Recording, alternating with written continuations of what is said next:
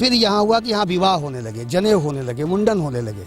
और ये एक तरह से यहाँ ईद पे वो मेला लगता है कि मुस्लिम समाज की महिलाएं पूरा का पूरा नज़र आती हैं कि यार ये व्यक्ति प्राइमरी स्कूल से नंगे पांव पढ़ करके वहाँ तक दुनिया का सबसे बड़ा विद्वान बन सकता है, दार्शनिक बन सकता है, साइंटिस्ट बन सकता है, तो मैं क्यों नहीं। मुक्ति पथ वाले बाबा बने विधायक, लेकिन उसके पहले की कहानी हम खुद उनकी ज़ुबानी सुनना चाहते हैं। सबसे पहले आपका स्वागत है हमारे यूपी तक में, और हम चाहते हैं कि आपकी ज़ुबानी से हम सुनना चाहते हैं और हमारे दर्शक भी कि क्या हकीकत थी और कैसे आप उठे और क्या नाम मिला, ये इस मिट्टी से आपको ये नाम कब मिला? देखिए, मैं अपनी पढ़ाई करते हुए अपने पिता का व्यवसाय संभालता था। फिर मैं पत्रकारिता के दौर में पत्रकारिता के क्षेत्र में चला गया और फिर समाज सेवा के क्षेत्र में भी कदम बढ़े। प्रेस क्लब के अध्यक्ष के रूप में होते हुए हमने नेताजी सुभाष चंद्र बोस की प्रतिमा हम लोगों ने, हमारी पत्रकार मित्रों ने लगवाई, और भारत के तत्कालीन गृह मंत्री को हम लोग बड़हलगंज की धरती पर अखबार वाले हम लोग लेकर आए थे। वहाँ से हम लोगों का ये सामाजिक सफ़र शुरू हुआ और सन 2001 में जहाँ हम लोग इस समय खड़े हैं ये श्मशान है। कभी ये धरती 1857 में शहीद स्थली हुआ करती थी, क्योंकि राजा हरिप्रसाद मल्ल विद्रोह किए थे और उस विद्रोह में हजारों सैनिक मारे गए थे। जो सैनिक उनके मारे गए थे वो सैनिक छावनी उनकी थी, तो वहाँ ये जगह वो थी। बाद में कालांतर में फिर ये खंडहर हो गया। फिर आज़ादी के बाद यहाँ पर सौदा होने लगे, लेकिन इतनी भयावह यहाँ की स्थिति थी कि यहाँ मानव और शूकर मलों का पूरा एक जमवाड़ा होता था। और लोग, कई ऐसे लोग थे जो पहले आते थे तो अपने हाथों से उन गंदगियों को साफ़ करते थे, फिर अपने परिजनों का शव जलाते थे। तो वो मन में एक वेदना उठती थी एक सोशल वर्कर के रूप में कि हमारी ये अंतिम जगह है, यहाँ हमें अंत में आना है, हमारे पूर्वज यहाँ गए हैं, हमारी पीढ़ियाँ यहाँ जाएंगी, भगवान भोलेनाथ की स्थली श्मशान माना गया है, तो फिर ये बदबूदार और गंदगी वाली जगह क्यों होनी चाहिए। और फिर 20 मित्रों की एक टोली बनी और उस टोली को लेकर हम लोगों ने कहा कि नहीं, हम इस जगह को संवारेंगे। और फिर नानाजी देशमुख को हम लोग लेकर के आए थे, क्योंकि नानाजी देशमुख जी उस समय पद्मश्री थे और राज्यसभा के सदस्य भी थे और जनसंघ के संस्थापकों में से रहे हैं वो। और इनकी यही वो जगह है जहाँ पे उन्होंने पहली बार अपने जीवन की शाखा लगाई थी आरएसएस के रूप में, तो के कार्य प्रचारक के रूप में। तो उनको हम लोग यहाँ ले आए थे, उनके हाथों से हम लोगों ने इस मुक्ति पथ का शिलान्यास किया। श्मशान था, एक नाम हम लोगों ने दिया मुक्ति पथ। मुक्ति पथ इसलिए हमने दिया कि ये 5 तत्व से मिली हुई काया, बनी हुई काया, यहीं से 5 तत्व अलग अलग विलीन होते हैं। तो ये धाम नहीं है, पथ है। धाम मतलब निवास होता है। तो यहाँ से फिर हम लोगों ने फिर एक भिक्षाटन किया। हर दरवाजे पे, चाहे वो गरीब हो, अमीर हो, हिंदू हो, मुसलमान हो, हर दरवाजे पे दस्तक दिया हम लोगों ने, हमारी टोली ने, नौजवानों की टोली थी। और फिर इस जगह को हम लोगों ने सजाना संवारना शुरू किया। और ये जो जगह है, जब हम लोग बना रहे थे तो हम लोगों को 150 रुपये मिलना भी मुश्किल था, लेकिन आज ये करोड़ों रुपए जनता ने दिया है। बाद में सरकार ने भी अपने स्तर से इस पर सहयोग किया और आज ये दुनिया का एक अनूठा स्थल बना। और मैं कह सकता हूँ कि मुक्ति पथ के निर्माण के बाद पूरे पूर्वांचल में नहीं बल्कि देश के अन्य प्रदेशों में भी यह बातें आईं कि हमारा अंतिम जगह संवरना चाहिए, सजना चाहिए। और धीरे धीरे लोग इसको मॉडल बना के अन्य जगहों पे करने लगे। और आज मुक्ति पथ एक न सिर्फ अब प्रदेश सरकार के पर्यटन की सूची में, क्षेत्रीय पर्यटन की सूची में आ गया है। न सिर्फ यहाँ पर शवदाह होता है, बल्कि केवल इसी क्षेत्र के नहीं बल्कि महाराजगंज, कुशीनगर, देवरिया जनपद के लोग भी यहाँ पे शवदाह करने आने लगे। और सुविधाओं की स्थिति ये बनी कि यहाँ पर हम लोगों ने इसको इस रूप में डेवलप किया कि जो मौत होती है वो दुखी होता है जिसके घर का, उसको 3 घंटे हम लोगों ने इतनी सारी चीज़ें दी हैं कि वो अपने गम को भूलने का प्रयास करे। तो अपने गम को भुलाने की भी जगह हो गई है। और धीरे धीरे लोगों ने इसको पर्यटन के रूप में देखिए, लोग घूमने आने लगे। जहाँ श्मशान पे दिन में लोग नहीं आते थे, वहाँ रात के 12 बजे लोग यहाँ आके बैठने लगे, सुकून मिलने लगा। बेटियाँ जब शादी करने जाने लगी तो अपने शौहर से कहने लगी कि मुझे मुक्ति पर घुमाते ले चलो। और फिर यहाँ हुआ कि यहाँ विवाह होने लगे, जनेऊ होने लगे, मुंडन होने लगे। और ये एक तरह से यहाँ ईद पे वो मेला लगता है कि मुस्लिम समाज की महिलाएं पूरा का पूरा नज़र आती हैं। तो ये सर्वधार्य धर्मों के लोगों के लिए एक खास जगह बन गई। और ऐसा हमने सोचा नहीं था, लेकिन लोग बनाते चले गए। लोगों का सुझाव आता गया, सहयोग मिलता गया, बनता चला गया और आज ये एक श्मशान के साथ साथ पर्यटक स्थल भी बन गया जहाँ पे ये सारी क्रियाएं होती हैं। और हम लोगों ने इसको फिर और रूप दिया। आप यहाँ पे देख रहे हैं भगवान भोलेनाथ की यहाँ पे प्रतिमा है 52 फुट की। किसी श्मशान पर इससे बड़ी प्रतिमा देश में नहीं है। ये सबसे बड़ी प्रतिमा है देश की जो श्मशान पे है। और फिर यहाँ हम लोगों ने रुद्राक्ष के पौधे लगाए। ये बगल में आप देख रहे हैं रुद्राक्ष का पौधा है, तो ये यहाँ मिला। यहाँ हम लोगों ने कपूर के पौधे लगाए हैं, सेव के पौधे जो इस एटमॉस्फेयर में नहीं हो सकते, यहाँ सेव के पौधे लगाए हैं, सिंदूर के पौधे लगाए हैं, पंचवाटिका बनाई हम लोगों ने। यहाँ पे एक स्मृति सभागार दिया जहाँ पे प्रवचन वगैरह हम लोग कराते हैं, कीर्तन कराते हैं। तो एक यहाँ पे देश के शहीद स्थलों की मिट्टी मंगाई गई। उस शहीद स्थलों की मिट्टी को हम लोगों ने इसके अंदर गुफा बनी है उस पर रखा हम लोगों ने। देश के नदियों के और तीर्थों के जल मंगाए हम लोगों ने, उसको हम लोगों ने रखा। तो अब ये एक तरह से यहाँ पे फिर साल में हम लोग सरयू महोत्सव कराने लगे। हर दूसरे साल एक महोत्सव होता है, सरयू रत्न अवार्ड दिए जाते हैं यहाँ पर। और क्षेत्र की विभूतियाँ उसके पीछे, सरयू रत्न अवार्ड के पीछे का आशय ये था कि ये जो क्षेत्र था ये कभी साहित्यकारों विद्वानों की धरती हुआ करती थी, योद्धाओं की धरती हुआ करती थी। बीच के कालखंड में यहाँ पे माफिया गुंडों की ये धरती होने लगी और लोगों का, नौजवानों का रोल मॉडल वो गुंडे होने लगे, वो माफिया होने लगे। लोगों को लगा हम भी 2-4 कत्ल करेंगे, हम भी डकैती डालेंगे, हम भी अपराध करेंगे और नेता बन जाएंगे। तो ये जो कल्चर था, इस कल्चर को तोड़ना था हम लोगों को। तो हम लोगों ने कहा कि सरयू रत्न अवार्ड देते हैं और इस माटी के वो लोग जो दुनिया के किसी कोने में हैं, जो बड़े बड़े स्थानों पर हैं, उनको हम लोग बुलाते थे, उनको भीड़ के सामने सम्मानित करते थे। और तब लोगों को लगने लगा कि यार ये व्यक्ति प्राइमरी स्कूल से नंगे पांव पढ़ करके वहाँ तक दुनिया का सबसे बड़ा विद्वान बन सकता है, दार्शनिक बन सकता है, साइंटिस्ट बन सकता है, तो मैं क्यों नहीं। एक रोल मॉडल।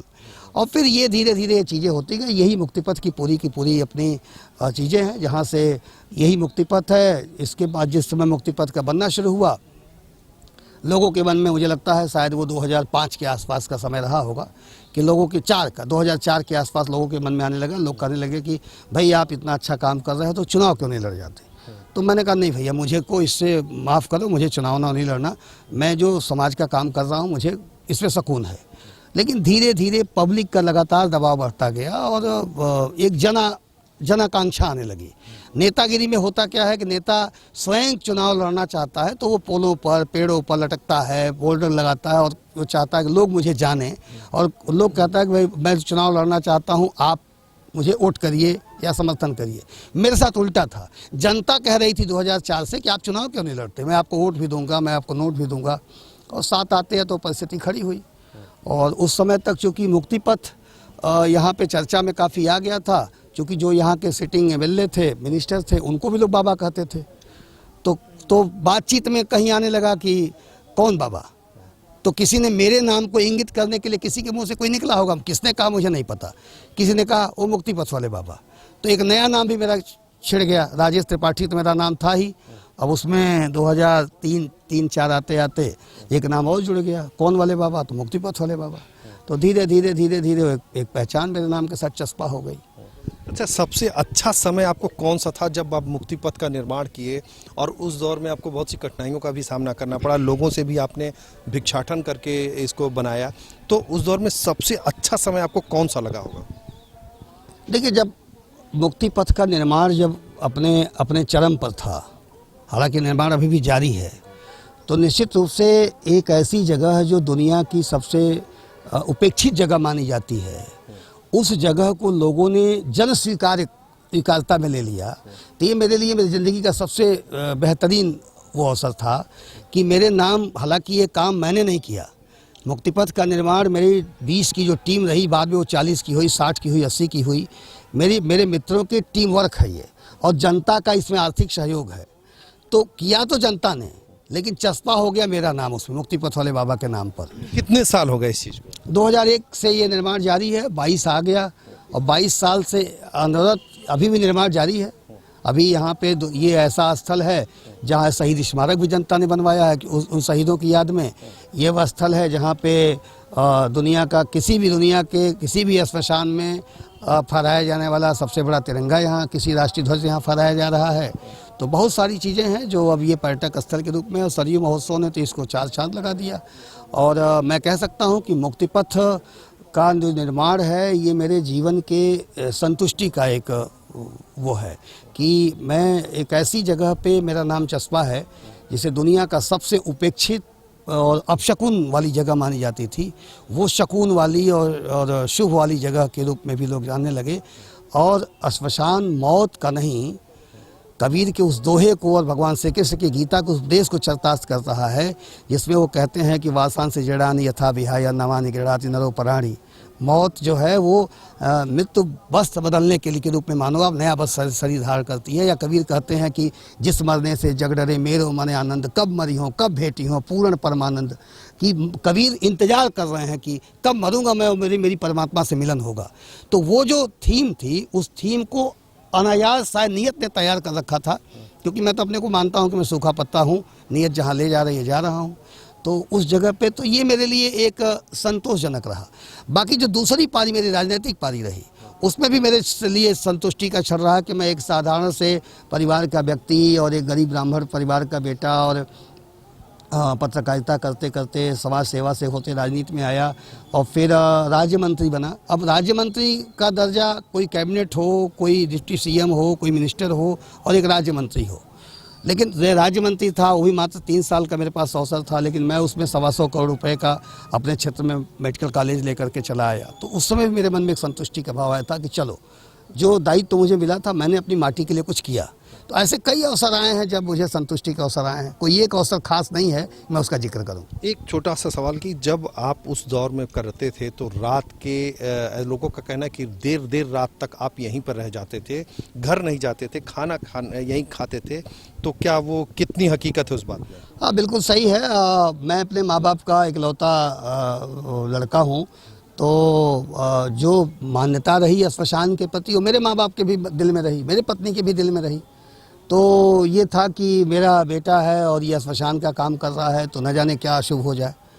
तो वो एक माँ के पास था तो वो भी नहीं चाहती थी कि ऐसा हो, लेकिन एक जुनून था कि मुझे करना है। मेरी जो टोली थी, मित्रों की टोली थी, जैसे महेश जी हमारे बगल में ही खड़े हैं, ये इस तरह के कई साथी हमारे थे। तो ये लोग जो है एक टीम निकली तो वो एक जुनून आ गया। और मेरा अपना मानना है कि चाहे पत्रकारिता किया मैंने, चाहे समाज सेवा किया मैंने, चाहे जो भी किया, मेरा अपना मानना है कि कभी आधे मन से मैं कोई काम नहीं करता। पूरे जुनून से जो भी हाथ में लेता हूँ पूरे जुनून से करता हूँ।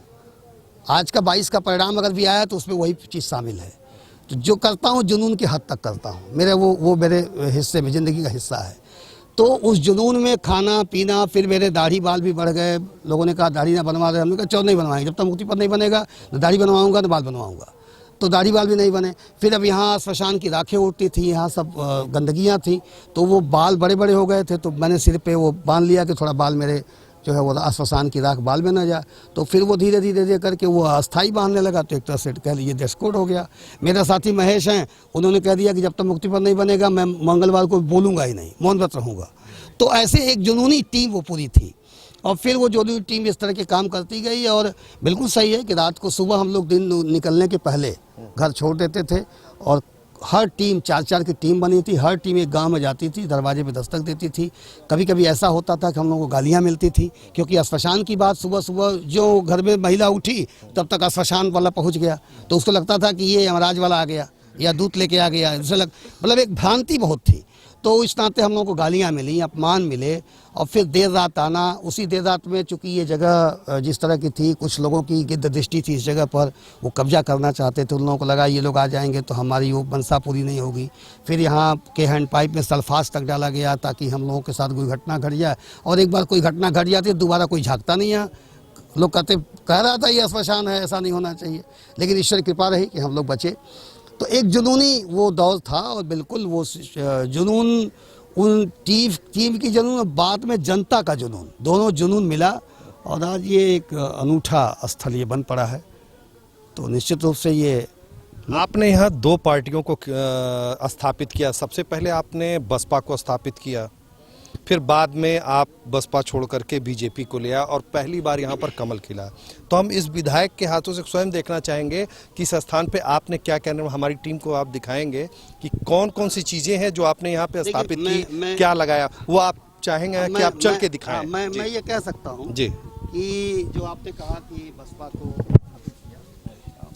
सब कुछ नियत कराती है और शायद नियत को ये मंजूर था। नियत ने मुझे इस निमित्त तय कर रखा था कि चिल्लू पार में पहली बार लगातार 6 बार बसपा प्रयास कर रही थी और वो पराजित हो रही थी। और जब मैं पहली बार आया तो बीएसपी यहाँ से जो है वो सफल हुई।